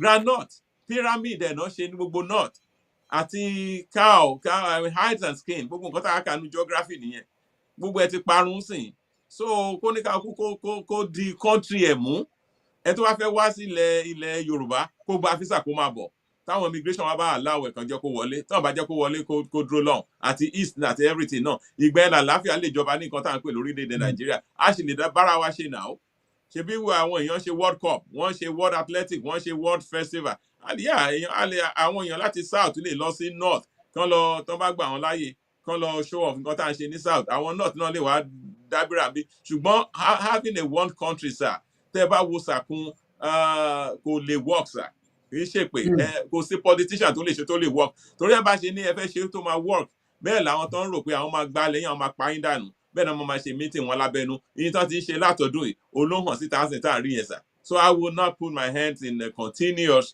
one contiguous Nigeria. Break it into pieces. Kó ní ká kú máa lọ lálàáfíà rẹ̀. Ẹ tó bá fẹ́ tún ìlú ẹ̀ ṣe, kó tún ṣe. Ẹ tó bá ní àlùmájìrì lóun fẹ́ ṣe, kó máa ṣe àlùmájìrì ẹ̀ ń bẹ̀. Tó bá dẹ̀ fẹ́ wá sọ́dọ̀ wa, tó bá ti kọjá River Niger, tó bá ti ní visa, wọ́n máa dá ẹ padà tó ti ń bọ̀. Téèyàn bá fẹ́ lọ Canada ń sìn, wọ́n lè má jẹ́ kó lọ Canada. Téèyàn bá fẹ́ lọ sí Mexico, wọ́n lè má jẹ́ kó lọ. Because our immigration wọn bẹ̀ tàn dúró síbẹ̀. Gbogbo àwọn ìlú tẹ́ dárúkọ lẹ́ẹ̀kan ẹ̀sà Togo, Ghana, Benin Republic, Gambia wọn tó wà náà so àwọn kan máa sọ pé tá a bá pín Nàìjíríà kí la fẹ́ jẹ kí la fẹ́ mu kí lẹ ń jẹ nísìn kí lẹ ń mu nísìn go to all those little countries a lot of European countries ò tó wà sà. Bẹ́ẹ̀ni èmi ò rí sí kò wọ́n àwọn nǹkan tó fẹ́ ṣe fáwọn náà ṣe yìí torí àwa dẹ̀ ní ìran onísùúrù làwa sà ìran onísùúrù ìran ọmọlúwàbí ni wá ẹ lè gbọ́ pé rí àwọn ọmọ Yorùbá kan sà báwọn ọmọ Ìgbò sìn kán kó sínú trailer kan lọ́ máa pààyàn ní north ẹ lè rí bẹ́ẹ̀ sí kán máa lọ fi bíbélì halẹ̀ mọ́ pé ẹ gbọ́dọ̀ gba bíbélì ni no so gbogbo ibi tó ń wá yìí tó yẹ pé nísìnyí wọn náà fẹ́ gbé ṣàríà dé Ọ̀yọ́ Òṣogbo gbogbo ẹ̀ kí ló dé tẹ́ bá fẹ́ ṣe ṣàríà lọ sí ìlú ṣàríà ẹ jẹ́ kí ìlú wà lálàáfíà so. bàbá wa mo ní ìbéèrè kan tí mo fẹ́ béèrè lọ́wọ́ yín. Yes sir. Wọ́n máa ń pe ìwé kan ní ìwé àbádòfin tí Yorùbá ń pè ní constitution wọ́n ń pè ní constitution. Bẹ́ẹ̀ni. 1999 constitution àwọn èèyàn kan gbàgbọ́ pé èèyàn kan ló jókòó sí kọ̀rọ̀ kan tó kọ kínní Abdulsalam wà láyé kò tí ì kú. Bẹ́ẹ̀ni. Tí wọ́n bá fẹ́ swear anybody in ẹ̀yin gẹ́gẹ́ bí pastor bóyá ẹ fẹ́ pe pastor kan wá sórí ìjọ kó máa darí ìjọ ẹ máa fún ní ìwé àbádòfin kó dẹ gbọ́dọ̀ tàsé àgẹ̀rẹ̀ tó bá tàsé àgẹ̀rẹ̀ sí ó ti rúfin. Bẹ́ẹ̀ni. Mo rí wípé constitution Nàìjíríà òun náà fi búra fún Bọ́lá Ahmed Tinubu ó dẹ̀ búra pé òun á uphold ẹ̀. Nǹkan táwọn èèyàn gbàgbọ́ ni wípé tí èèyàn bá fẹ́ tán bá jẹ èèyàn ní sílè 10 téèyàn wá rí ọgbọ́n tó fi tẹ́nìyẹn fi kó sílè 7 tó fi kó jọ pé akọsápò ni Yorùbá ń kọwó, ńṣe ló yẹ ká gba kinní yẹn. Nǹkan táwọn èèyàn kan gbàgbọ́ nìyẹn pé lóòótọ́ dídá dúró ló dáa jù, kò sí nǹkan tó tó, but tán bá wá sọ wí pé ẹ jẹ́ ká lọ ní route yìí gẹ́gẹ́ bí Ayanku, ẹ wo bàbá wa Ayanku, ẹ wò àwọn tó jáde tán pè wọ́n ní ṣé patriot tàbí nǹkan kan, pé ẹ tiẹ̀ jẹ́ ká lè secure ara wa, ká lè dáàbò bo ara wa, ká lè mọ resources náà, ká ní resource control, ká bẹ̀rẹ̀ láti ibẹ̀ yẹn. Then nínú constitution tá wá ṣe, ká wá enshrine, torí nínú constitution 1999 mo wò ó, mo kà á láti ìsàlẹ̀, mi ì ríbi tí referendum wà ńbẹ̀. Mo lọ sí Scotland ní ọdún tó lọ. Scotland wọ́n ní parliamentary tiwọn, wọ́n dẹ̀ ti dìbò bí ẹ̀ẹ̀mejì mẹ́ta tó jẹ́ pé wọ́n ṣe referendum bí ẹ̀ẹ̀mejì. Mo dẹ̀ mọ̀ pé eléyìí tán bá tún máa ṣe campaign lọ lábẹ́nú, wọ́n á fẹ́ẹ̀ kúrò ní abẹ́ United Kingdom. So àwọn èèyàn kan gbàgbọ́ pé lóòótọ́ ohun tó dáa jù nìyẹn, ṣùgbọ́n wọ́n gbàgbọ́ wípé ká kúrò, kí òfin tó dè wá yẹn pé kó kúrò ná. Ìhà wo lẹ̀yin kọ sí yẹn? Gẹ́gẹ́ bẹ́ẹ̀ ṣe sọ sà, kò sí opportunity àbí provision fún referendum àbí secession ní constitution Nàìjíríà. Bẹ́ẹ̀. Kò sí àárọ̀. And bí ìgbà téèyàn ń fipá múni sí ni, ó yẹ kí freedom wà sà. Freedom tá a bá láà ṣe mọ́ lónìí, ẹ̀ ní láti wá pa wá náà. À ṣe mọ́ nìyẹn. Tó bá jẹ́ pé ẹ̀yin lẹ̀ ń gàrí wa, ẹ jẹ́ kójú wa já kébi pa wá, ẹnìkan ní ká tó wá máa kúnlẹ̀ bẹ̀yìn. Bá dẹ̀ yẹ pé ẹ̀yin náà lẹ̀ ń rẹ́ wa jẹ, a jẹ́ pé àsìkò dájọ́ yín ti tó. Ṣé rí tí èèyàn bá wà ní orí oyè, gẹ́gẹ́ bẹ́ẹ̀ tó yẹ kó nǹkan wo sàkún. Kì í ṣe pé president wa tó wà ní orí oyè sì nílẹ̀ Nàìjíríà pé kò mọ̀ pé nǹkan ò dáa. Wọ́n mọ̀, ṣùgbọ́n àwọn cabal, àwọn hegemony tó ó dà pé mo gbọ́ tóbìnrin kan sọ bí kan pé tóun bá kọjá àyè wọn á pa òun. A lè gbàgbérù gbogbo yẹn náà sà. We cannot forget that. Pé àwọn kan pàápàá wọ́n mí lẹ́yìn ọ̀run ẹ̀. Èmi ti sọ ń bì kan rí o. Mo ní tẹ bá sọ pé èmi ló kàn, Yorùbá ló kàn. Ṣé kò sọ ọmọ Yorùbá tó lè jẹ vice president ni? Ó sì jẹ́ pé Fúlàní tó ló jẹ, àbí whether Fúlàní àbí Kanuri or wherever tí vice president ti wá. Why can't it be two Yorùbá men? Tó bá dẹ̀ kan East, why can't it be two Eastern men? Tó bá yẹ pé North ló kàn, why can't it be two Northern men? À ń tanra wa jẹ́ ń bẹ̀ yẹn sà. Tí ọ̀rọ̀ yìí bá di pé wọ́n ń pa wá nípakúpa tí Trump bá dé, mo rò pé bí tí gbogbo ẹ ti máa yanjú lélẹ̀.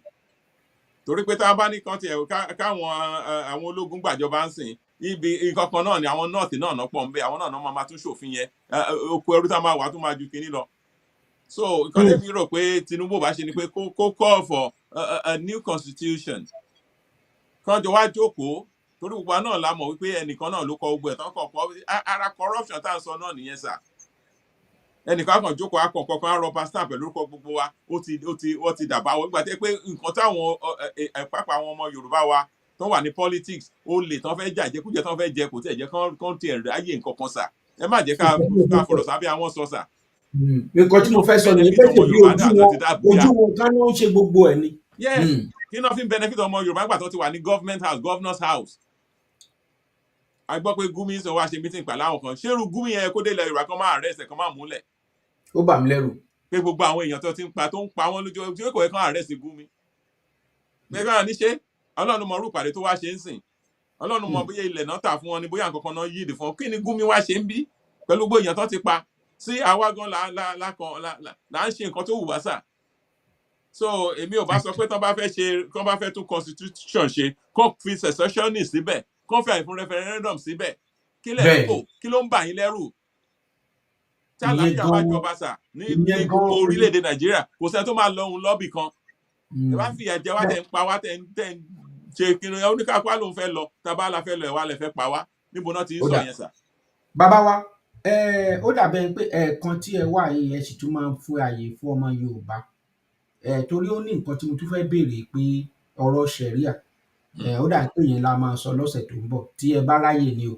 Torí Gumi tẹ́ ẹ sọ yẹn ló jẹ́ kọ́kàn mi ó lọ bẹ̀, torí ẹ̀rù kò yé mi ní constitution tá a sọ yẹn pẹ̀lú ṣẹ̀ríà àti constitution yẹn. Ó dárúkọ Muslim, olóye ìgbà tó dárúkọ Muslim, ó lóye ìgbà tó dárúkọ ṣẹ̀ríà ń bẹ̀, olóye ìgbà. Mo wá fẹ́ gbẹ́ lọ́sẹ̀ tó ń bọ̀, bóyá ọ̀sẹ̀ tọ̀hún ìgbà tẹ́ bá ráyè, mo fẹ́ kẹ́ bá mi ṣe research yín dáadáa. ṣé ó ní àwọn ìlú kan tó máa ń operate ẹ̀ pẹ̀lú òfin méjì torí bóyá ìlú ọ̀run ni mo bóyá kẹ̀ mo ń sùn tí mi tí ì jí torí mo ti wá mo ń wo ibi tán ti ń lo òfin méjì. Lastly kí n tó fi yín lẹ̀ fọ́nrán tí mò ń sọ fún yín ẹ bá mi wò ó. Kallo yaro baya bololo fasin yan kwallo za ku yi murna yan kallo Bola Ahmad dan baiwa dan shi baya gaugawa kafafu domin tsaiwa in ka ji rugum sai tsawa turanci ko turawa gyara zami dan kowa ba ma shakka lallai ba ma shakkar in duka dauka ku fade mu fade duka dauka so sai mai marga sai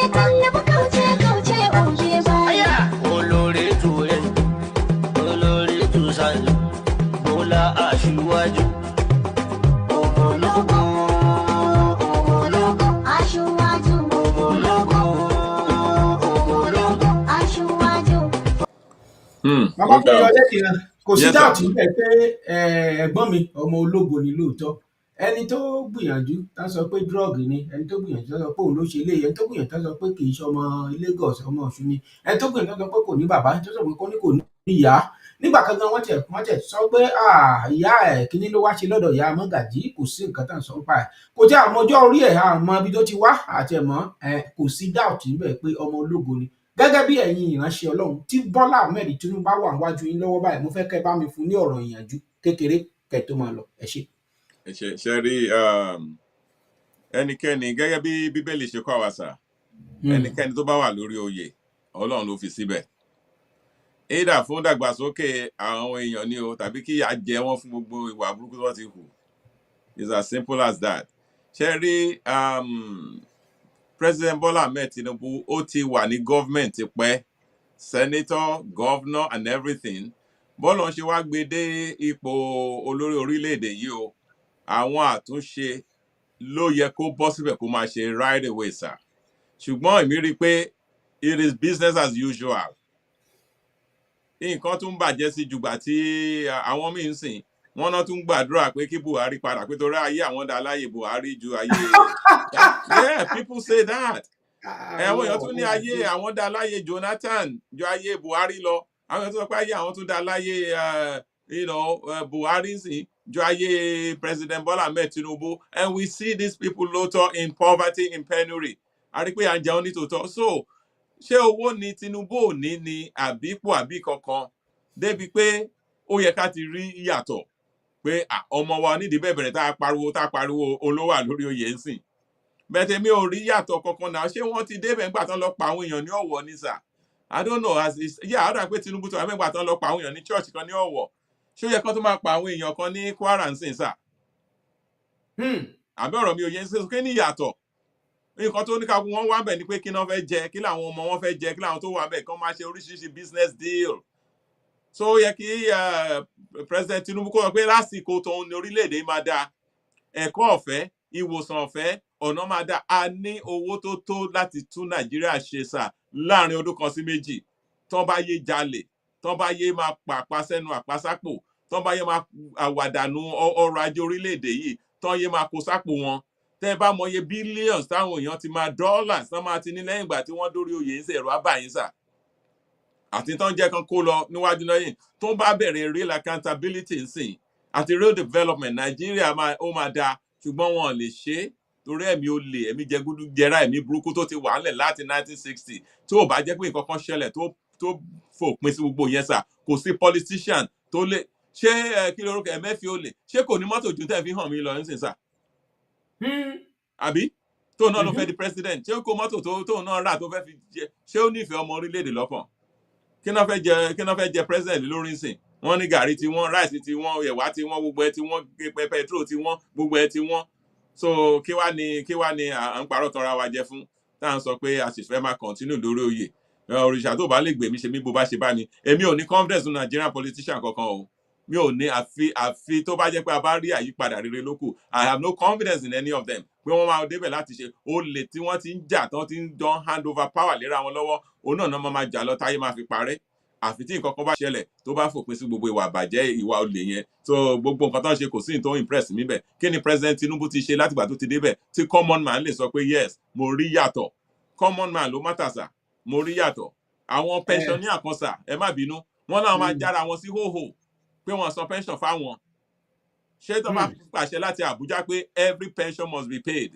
ṣé wọn ní ti san ni ó wà nínú wọn náà máa jára àwọn máa protest ní hóhò àwọn tẹ́bi ti pa kú àwọn gbogbo ẹ̀ wà ń bẹ̀ so èmi ò rí difference kankan tẹ́ anybody ẹni tó bá rí difference nígbà tí Tinubu ti débẹ̀ tó yàtọ̀ sí ti Buhari ẹ jẹ́ kán nà síta kí gbogbo àjọ rí wọ́n ní nípa èso wọn la fi mọ̀ wọ́n ẹ jẹ́ ká wo èso iṣẹ́ ọwọ́ wọn tó yàtọ̀ sí nǹkan táwọn tó ń jalè àwọn embezzlement àwọn looters tó ti ń ṣe látọ̀dún yìí sà. ẹ ṣé mo dúpẹ́ pẹ́ òkun ohun tí àmọ̀ràn tẹ́ ń gba Tinubu báyìí ni wípé ṣé kó máa ṣọmọ ológo lọ ní 2027 àbí kó change constitution yìí àbí. ẹ wo àwọn Fúlàní tẹ̀ ti ready ná anybody ná àwọn ti ready ṣé lẹ́yìn ìgbà tí Trump ló ń bọ̀ gan rí pé wọ́n tún múra sí iṣẹ́ bí wọ́n tán ṣe so èmi ò mọ ọmọ olódò dẹ bó máa ṣe 27 àbí kò ṣe 27 mi rò pé àwọn Fúlàní gan tiẹ̀ fẹ́ ń bẹ̀ mọ́ ṣá anyway so wọn fẹ́ bẹ̀ àmì mo ṣe ń bá ṣe ń wo ni o àmọ́ secret wọn bẹ̀ mi rò pé ọ̀rọ̀ ẹ ti sú wọn tiẹ̀ fẹ́ ń bẹ̀ mọ́ àwọn náà fẹ́ wà ń bẹ̀ àwọn náà pè ra wọn ní born to rule so ọmọ olódò dẹ kí ló fẹ́ ṣe tó fẹ́ yàtọ̀ kó máa ṣe yẹsà fún wọn náà ni kò sí nǹkan tó lè ṣe tẹ́ ẹ̀ bá ti tẹríba fún Kabal tẹ́ ẹ̀ tẹríba fáwọn northern hegemony tẹ́lẹ̀ ń ràn Nàìjíríà ẹ̀ kàn ń tanra yín jẹ ní sà so èmi ò rí yàtọ̀ èmi ò rò ó ṣe president kò ṣe president tí ò bá jẹ́ pé ó bá lọ tún constitution ṣe tá a tún orílẹ̀-èdè yẹn tò kó tẹ̀ jẹ́ pé á bẹ̀rẹ̀ láti regionalism tá à ń sọ tẹ́lẹ̀ kó ní ká kúkú dúró sí region ẹ̀ kò sí nǹkan kan tẹ́nì kankan lè with this one Nigeria bàbá kò lè work. ẹ ṣé sà a fẹ́ fi wákàtí kí gbogbo ẹ̀yin èèyàn wa tí ẹ darapọ̀ mọ́ wa bàbá mi Wàsílì Jìnàdù tí mo gbà fún lọ́pọ̀lọpọ̀ bàbá mi làjà ní ọ̀sẹ̀ tó ń bọ̀ ok ẹ sọ pé ṣé wọ́n á padà wá ní ọ̀sẹ̀ tó ń bọ̀ ọmọ Yorùbá dáadáa níwọ̀n tàbá èmi gan mo já wọn gbà nínú chọ́ọ̀chì wọn ò ṣe counseling lónìí ìyá mi Olúbùnmi Kadijat yàrá gbogbo yín pátápátá tí mi tẹ̀lé porúkọ ẹ̀ ṣùgbọ́n mo gbàgbọ́ wípé ilé kókó báyìí ní tagbe a ò ní délé kú àrùn ò ní ṣe wá lágbára lọ́wọ́ Olódùmarè ìjì burúkú kò ní wọlé wa òtútù tó wà níta yìí kò ní ṣọwọ́ òdì sí wa bàbá ní ọ̀sẹ̀ tó ń bọ̀ àbí ní ọ̀sẹ̀ tó tẹ̀lé ìgbà wo lẹ́ẹ̀tún láyè wá bá àwọn ọmọ Nàìjíríà sọ̀rọ̀ kẹ́sì dágbére fún àwọn aráalé. tó bá ti jẹ́ pé bí aago Florida làwa wà tó bá ti jẹ́ bí aago kan ọ̀sán a parí service màá mi sọ pé mo parí service bíi 12:30 àwọn nǹkan tó yẹ kí mi ṣe àwọn ìjọ Ọlọ́run á continue tó kù so between 12:30 and 1:45 ó yẹ kí n lè make ara mi available fún yín sir torí iṣẹ́ ìlú náà lélẹ̀ tàbálà ń ṣiṣẹ́ pásítọ̀ tó bá yẹ pé àwa náà wà ní àwọn tó yẹ pé pásítọ̀ wọn kan tó fẹ́ kó jẹ náà wà ọ̀rọ̀ olú gbọ́dọ̀ ká wa lára ọ̀pọ̀lọpọ̀ àwọn pásítọ̀ wa ọ̀rọ̀ ló ká wọn lára ohun táwọn gan fẹ́ jẹ náà wá káàkiri sir so ọ̀rọ̀ olú ká wa lára ká ṣe àwọn èèyàn wa níyè anytime you call upon me I will make myself available sir. ẹ ṣeun sir ọ̀rọ̀ pásítọ̀ wa gan ní Nàìjíríà gan nílẹ̀ Yorùbá gan ìyẹn gan tó tọ́pìkì láyé ọ̀tọ̀ kọ́lọ́hún gbà wá ní nígbà téèyàn tó sọ pé òun gbàdúrà bíríìjì dẹ̀ fẹ̀ lójijì kọ́lọ́hún ṣàánú wa. àwọn olè àwọn ọlọ́ṣà tí Jésù sọ ni ẹ kójú wíńdò náà ń gbà wọlé.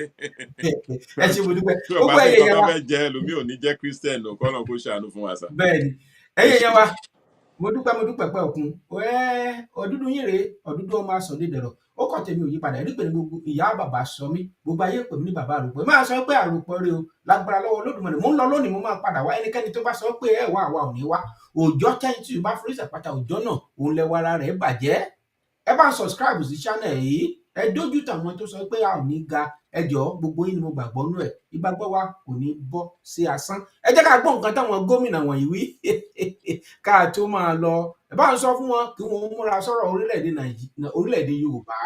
iṣẹ́ wa múlẹ̀ wá fún ilẹ̀ ìbí wa kàgbéga kàgbéga àgbéga fàyè rí ìgbàgbọ́ wa ní pé bàtìbẹ̀rù làbọ̀ mọ́ ká ṣiṣẹ́ ká ṣiṣẹ́ ká ṣiṣẹ́ ká jọlá ìṣọ̀kan àmìnira ní ẹ jẹ́ ká máa lépa tẹ̀síwájú ọ̀pọ̀ ire àtòhun tó dára.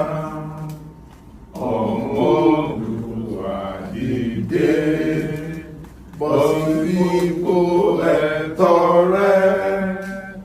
Ìwọ ni ìmọ́lẹ̀